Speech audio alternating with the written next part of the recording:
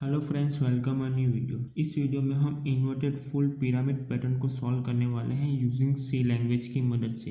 तो हमारे पास ये पैटर्न है। ओके, तो आपको पता होगा कि हमारी जो प्रीवियस वीडियो आपने जो देखी होगी तो पता होगा कि हम हमारे वीडियो में एक स्केलेटन बनाया था, जो स्केलेटन का यूज़ करके हम मिनिमम से मिनिमम चेंजेस करके हम कोई भी पैटर्न को बना रहे थे। मीन्स ये हमने सिंपल डो फॉर लूप चलाई थी और सभी वीडियो में हम डो फॉर लूप ही चला रहे थे और एक कंडीशन रख रहे थे। जो कंडीशन ट्रू हो तो हमें स्टार प्रिंट करके देना है और कंडीशन फॉल्स हो तो हमें स्पेस प्रिंट करके देनी है। तो इसमें भी हम पहले कंडीशन को बना लेंगे, फिर हम प्रैक्टिकल भी परफॉर्म करेंगे किस तरह हम प्रोग्राम लिख सकते हैं। ओके, तो सबसे पहले कंडीशन बनाने के लिए हमारे पास 4 स्टेप है। 4 स्टेप में हम कंडीशन को बना लेंगे। ओके, तो सबसे पहला स्टेप में ये है कि आपको इस पैटर्न को रो और कॉलम में डिवाइड कर देना है। तो मीन्स इस तरह से ये हो गई हमारी कॉलम और ये हो गई हमारी रो। इतना कर देने के बाद आपको नंबरिंग भी कर देनी है 1 2 3 4 और 5।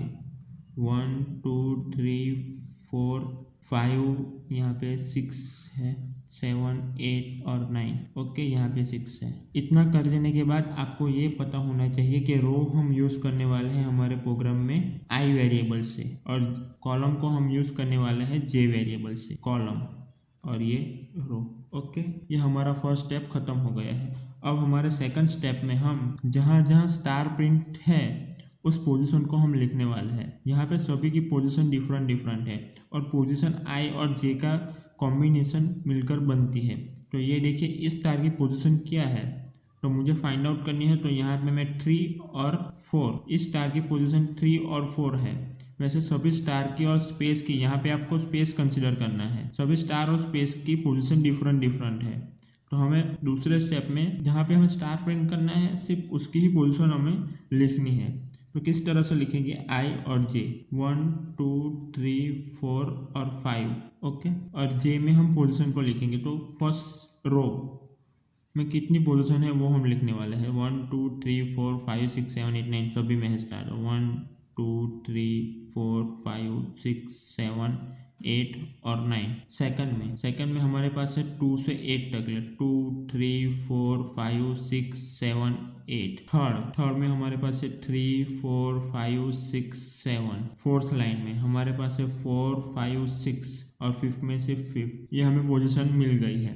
इसका कॉम्बिनेशन मिलकर बनती है पोजीशन आई और जे का। आई 1 और 1 मिलकर एक पोजीशन बनती है, 1 और 2 मिलकर बनती है, 1 और 3 मिलकर एक पोजीशन बनेगी। ओके, अब थर्ड स्टेप की बारी आ गई। थर्ड स्टेप में हमें सिंपल इसे कंडीशन बनानी है, यानी रेंज बनानी है। यूजिंग रिलेशनल ऑपरेटर की मदद से हमें रेंज बनानी है। आप ऐसे बोल सकते हो कि सिंपल इसे हमें स्मार्ट वे में लिखना है। तो हम यहाँ पे आई और जे लिख लेंगे। आई की वैल्यू 1 2 3 4 5 और जे। तो हम सबसे पहले फाइंड आउट करेंगे जे ग्रेटर देन इक्वल टू 1। इसलिए जे की वैल्यू हमें 1 से ज़्यादा चाहिए। एंड में कहाँ से कम, 9 से कम। तो j less than equal to 9।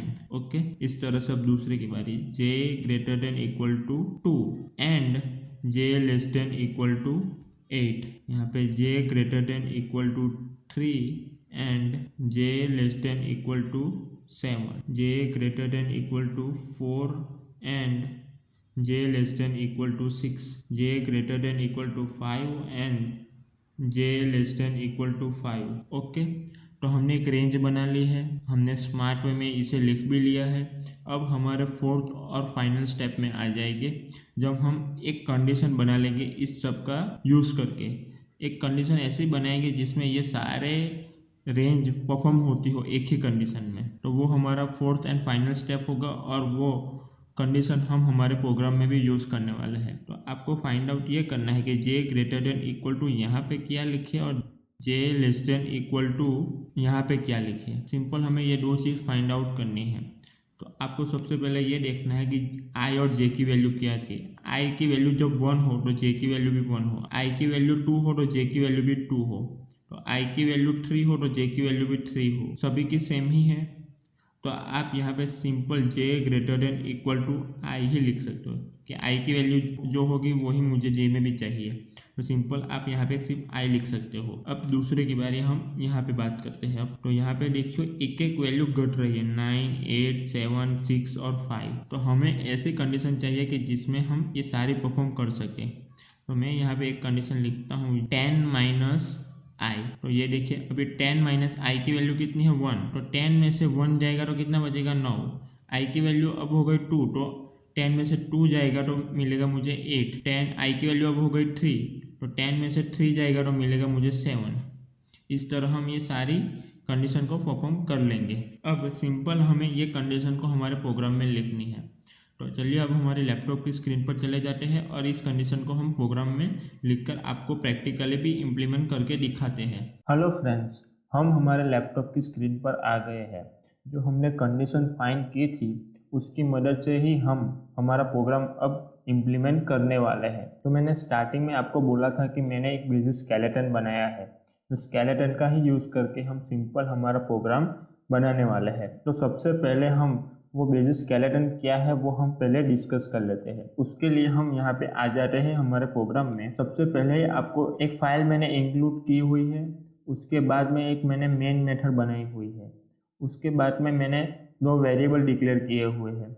I variable हो गया हमारे रो के लिए और जे वेरिएबल हो गया हमारे कॉलम के लिए। ओके, और हमारे पास 2 फॉर लूप है। फॉर लूप में हमने एक फॉर लूप हमारी आई वाली फॉर लूप ये हमारी चलने वाली है रो तक, और ये फॉर लूप हमारी जो चलने वाली है कॉलम तक। सिंपल उसमें हम एक इफ़ कंडीशन लिखने वाले हैं जो हमने फाइंड आउट की। वो कंडीशन हम यहाँ पे लिखेंगे। तो कंडीशन ट्रू होगी तो हमें स्टार प्रिंट करके देगा, और कंडीशन फॉल्स होगी तो हमें स्पेस प्रिंट करके देगा। और इस लाइन का मतलब है कि एक रो खत्म हो जाने के बाद, मीन्स ये अंदर की फॉर लूप एक बार टर्मिनेट हो जाने के बाद हमें नेक्स्ट लाइन में मूव कर देगा। तो सिंपल अब हम रो और कॉलम को फाइंड कर लेते हैं। तो हमारे पास से रो कितनी है, तो रो हमारे पास से 5। तो सिंपल हम यहाँ ये लूप हम 5 तक चलाने वाले हैं। और कॉलम कितनी है हमारे पास, कॉलम हमारे पास 9 है, तो मीन्स ये लूप हम 9 तक चलाने वाले हैं। अब हमने जो कंडीशन फाइंड की थी वो कंडीशन को सिंपल हम यहाँ पे लिखने वाले हैं। तो कंडीशन क्या थी हमारी, j greater than equal to i and j less than equal to 10 minus i। ये हमारी कंडीशन है जो हमने फाइंड की है। अब सिंपल हमारा काम तो हो गया है। अब सिंपल हम इस प्रोग्राम को सेव करेंगे और रन करेंगे। देखिए सिंपल इतना करने से ही हमारी पैटर्न बन के आ गई है। तो आपने हमारे प्रीवियस वीडियो नहीं देखे तो प्लीज़ रिक्वेस्ट है कि आप हमारे प्रीवियस वीडियो भी देख लीजिए। हमने सभी पैटर्न इस तरीके ही सॉल्व की हुई है ताकि आपको ज़्यादा अंडरस्टैंड हो और आप कंफ्यूज ना हो जाओ। सिंपल 2 फॉर लूप चलानी है और हमें एक इफ कंडीशन को फाइंड करना है, और इफ कंडीशन को फाइंड करते ही हमारी ये पैटर्न सॉल्व हो जाएगी। तो आपको ये वीडियो अच्छा लगा हो तो वीडियो को लाइक कर देना, और चैनल पर नए हो तो प्लीज़ चैनल को सब्सक्राइब जरूर कर देना ताकि मेरे नए वीडियो की नोटिफिकेशन आपको मिले सबसे पहले। तो मिलते हैं एक नए वीडियो के साथ, तब तक tata, goodbye, see you.